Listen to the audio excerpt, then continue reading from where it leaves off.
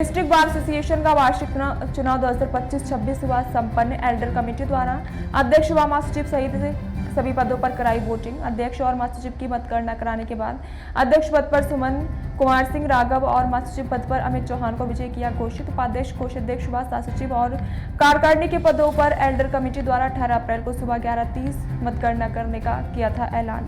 18 अप्रैल को Elder committee द्वारा high court के आदेश को हवाले देते हुए अन्य पदों पर मतगणना कराने से किया इनकार। प्रत्याशियों ने किया विरोध। एल्डर कमेटी मुर्दाबाद के नारे लगाते हुए किया धरना प्रदर्शन। विरोध प्रदर्शन करने में नवनिर्वाचित अध्यक्ष सुमन कुमार सिंह राघव, महासचिव अमित चौहान, उपाध्यक्ष पद की उम्मीदवार सीमा सिंह, सह सचिव पद की उम्मीदवार निर्देश कुमारी, मनीष मित्तल, अन्य अधिवक्ता हुए शामिल। मेरा नाम एडवोकेट धर्मेंद्र सिंह गौड़ जी। किस पद पर आप चुनाव लड़े? इस चुनाव में 2025-26 में कनिष्ठ कार्यकारिणी का पद मैंने भरा था। उससे पहले मैं एक चुनाव और पहले भी लड़ चुका हूं, जिसमें मैं सह सचिव प्रथम वरीयता में 2024-25 में रहा हूं।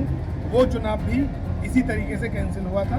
उससे पहले भी मैं जॉइंट सेक्रेटरी लड़ा था, जहां मैं रह गया था 2-4 वोटों से। अब आपकी क्या समस्या है? समस्या ये है कि जो पहला चुनाव भी कैंसिल हो गया, इसमें भी इसी तरह की घटनाएं घटी, और ये चुनाव हुआ है, इसमें भी हाई कोर्ट से कोई ऑर्डर आया या पास हुआ। जो भी हो रहा है कुल मिलाकर के क्या हमें क्यों नहीं बताया जा रहा है? क्या हम पदाधिकारी जो मॉडल बायलॉज के अनुसार जो पद डिस्ट्रिक्ट बार एसोसिएशन में सूचित हुए हैं, उन सब पदों पे हम सब भाइयों ने बहनों ने मिलकर के चुनाव लड़ा है। हाईकोर्ट का क्या आदेश आया? हाईकोर्ट का ऐसा कुछ आदेश आया है कि उसमें हमें कोई ऐसी आदेश की कॉपी तो हमें रिसीव नहीं हुई है, ना हमें बताया गया। सिर्फ हमें मौखिक रूप से ये बता दिया कि भैया ये चुनाव रद्द हो गया और ऐसे ऐसे मामला खराब हो गया। आदेश आया, वोटिंग उन्होंने करने से मना कर दिया, इस पर आप क्या कहेंगे?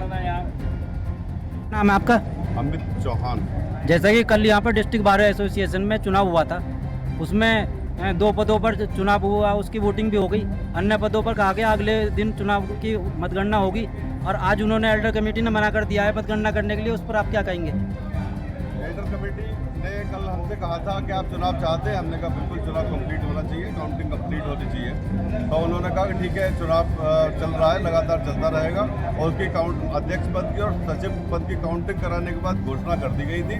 उसके बाद सारे जो अदर कंटेस्टेंट हैं, जो उपाध्यक्ष पद के हैं, सचिव पद के हैं, मेंबर्स हैं, सह सचिव पद कंप्लीट कराएंगे। ये आदेश हम नहीं पढ़ते, इसको हटाइए। मेरा नाम सीमा सिंह है, एडवोकेट, और मैं कनिष्ठ इसके उपाध्यक्ष की प्रत्याशी थी। और कल हाई कोर्ट का ऑर्डर आया था 2:30 बजे, जिसमें उन्होंने इस इलेक्शन को कैंसिल कर दिया था, और उसके बाद में भी वोटिंग कंटिन्यू रही। उसके बाद में इन लोगों ने हमसे एक परमिशन लेटर पे सबकी साइन करवा ली है, और हमसे ये कहा गया कि वोटिंग जो है हुई है, और उसके बाद में काउंटिंग भी कंटिन्यू रहेगी। हम लोगों ने अपनी परमिशन दे दी।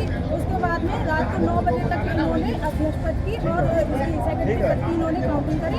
उसके बाद में इन्होंने मना कर दिया।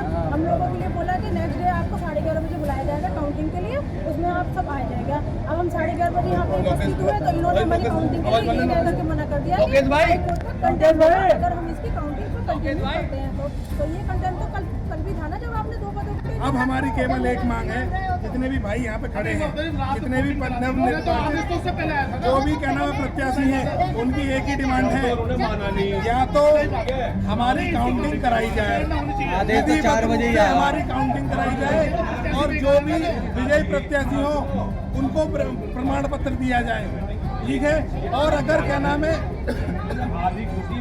इन्होंने अगर ये कहते हैं कि चुनाव खत्म हो गया या कुछ हो गया, तो कल के समय पर अध्यक्ष महोदय और महासचिव महोदय की जो काउंटिंग हुई है वो किस आधार पर हुई, अगर वो हुई है तो वो भी गलत हुई है, उसको निरस्त किया जाए और एल्डर कमेटी को अपना इस्तीफा पूरी तरीके से दे देना चाहिए। ये हमारी मांग है, और इसी के लिए हम धरना प्रदर्शन करेंगे। यहाँ पे भूख हड़ताल भी करेंगे, आमरण अनशन करेंगे। और रही बात उसकी कि ये फिर भी कुछ नहीं सुनते, तो ये हो गया।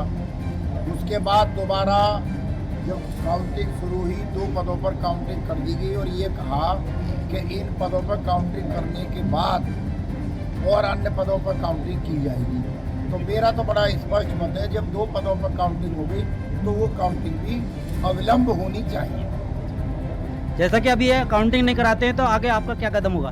भाई, मैं तो जिनके साथ अन्याय हो रहा है और वास्तव में इन बच्चों ने चुनाव लड़ा है जिन्होंने भी,